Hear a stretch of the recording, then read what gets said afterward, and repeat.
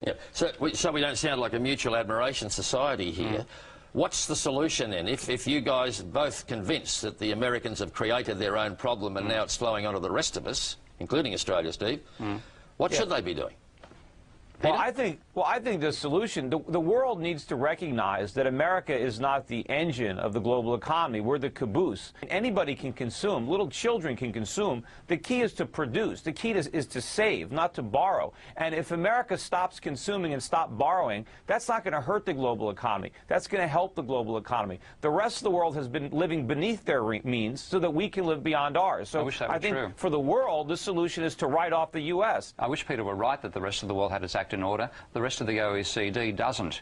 It isn't just America that's been borrowing more money than it's been earning. The whole of the OECD, bar one country, which is France, has been having an increasing ratio of its debt to GDP for the last 30 years. So we're all in the borrowing game. We've all made the mistake of confusing money generated by real production with money you can borrow from a bank.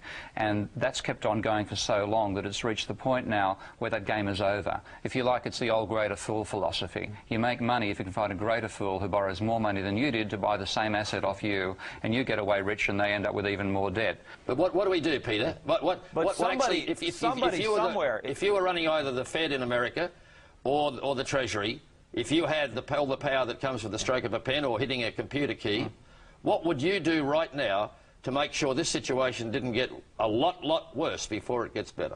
No, there's nothing I can do. It's got to get worse before it gets better. Unfortunately for America, the only way to cure these imbalances is to suffer a severe recession.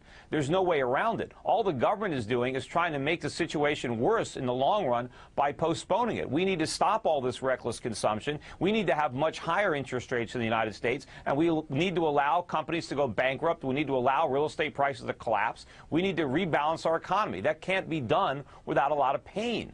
But, you know, the rest of the world, somebody is saving, somebody is loaning us this money, and there are a lot of consumer goods all around America. There are factories somewhere in the world that are producing this stuff. That's real wealth, and the world has that. We don't. Meanwhile, the upshot of all of this, of course, is people, whether it's in Australia, with the flow on to this country, or in America, where people are losing their homes, losing their life savings, losing everything that matters to them, the whole core of their existence. It's a very human problem in the long run. We're talking high finance. But they never had any life savings. It was an illusion to begin with. And they're not losing places to live. The one problem we don't have in America is housing. We got so many houses that are empty. Nobody's on the street. You know, they're losing the fantasy of home equity. But, you know, so you move out of one house and you rent another one. But nobody is going homeless.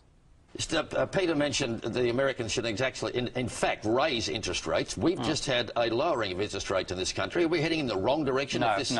The whole belief that you can manipulate the economy using interest rates has been fallacious. It's been focusing on the rate of inflation and believing there's a simple inverse relationship between the rate of inflation and the rate of interest that means you can fine-tune the economy, totally ignoring in the background the explosion in private debt. That's the thing that both Peter and I are focusing on. So lower interest rates or not, are people going to lose their homes in this country? Yes. The scale of debt is so enormous that there isn't the physical production to back it. It's even worse in Australia than in America with the deindustrialisation of our society in the last 2 decades. Are we talking here, Peter, of people's expectations just being too high altogether because of the ready access to loan monies? People think they can afford to live in ways that they can't live.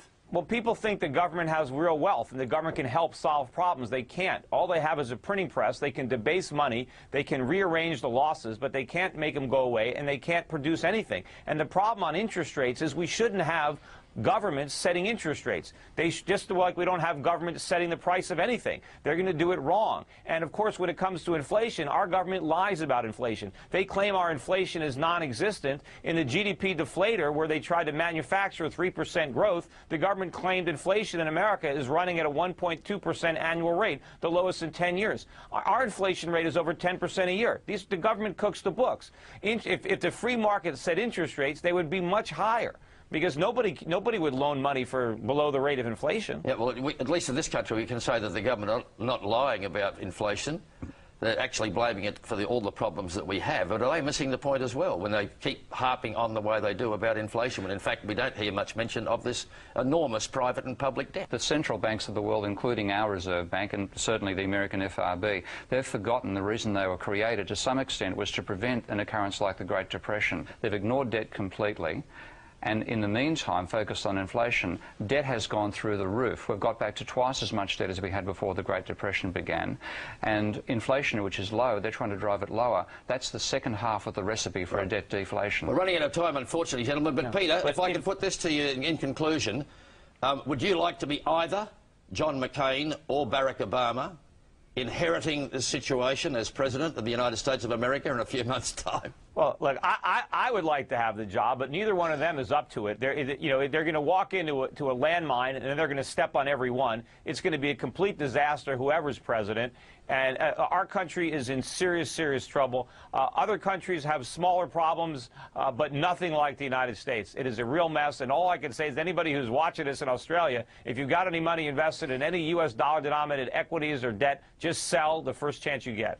Peter, thanks very much for talking to us. I know we could go on all day or all night, depending on what part of the world you're in. But thank you very much for talking with us. Sure thing. And Professor Steve Hing, thanks to you. Thank you, George. Don't reach for the rusty razor blade. Clearly, if you believe those two guys, the so-called free market can be extremely expensive.